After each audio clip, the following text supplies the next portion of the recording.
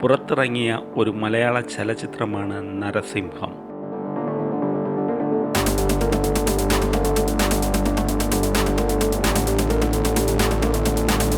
മോഹൻലാൽ നായകനായി അഭിനയിച്ച ഈ ചിത്രം മലയാള സിനിമ ചരിത്രത്തിലെ ഏറ്റവും വലിയ ഹിറ്റുകളിൽ ഒന്നായിരുന്നു.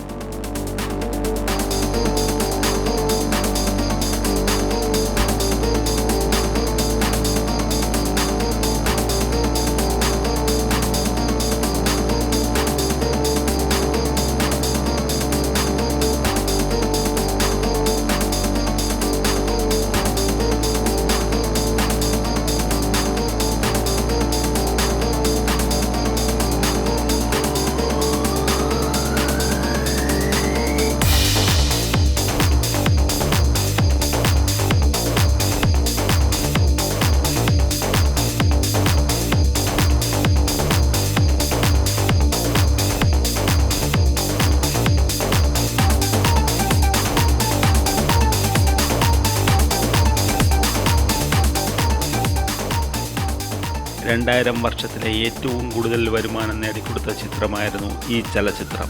രഞ്ജിത്തിന്റെ തിരക്കഥയിൽ ഷാജി കൈലാസാണ് ഈ ചിത്രം സംവിധാനം ചെയ്തത്. മോഹൻലാൽ ഈ ചിത്രത്തിൽ ഇന്ദുചൂടൻ എന്ന കഥാപാത്രത്തിന്റെ റോളിൽ അഭിനയിച്ചിരിക്കുന്നു. മമ്മൂട്ടി ഒരു വക്കീലിന്റെ റോളിൽ ഈ ചിത്രത്തിൽ ഒരു അതിഥി താരമായി എത്തുന്നുണ്ട്. MG രാധാകൃഷ്ണൻ സംഗീതം നൽകിയ 3 ഗാനങ്ങൾ ഈ ചിത്രത്തിലുണ്ട്. ഈ ചിത്രം 100 ദിവസങ്ങളിൽ കൂടുതൽ തിയേറ്ററുകളിൽ പ്രദർശിക്കപ്പെട്ടു. മൊത്തം കളക്ഷനായി 22 കോടി നേടുകയും ചെയ്തു.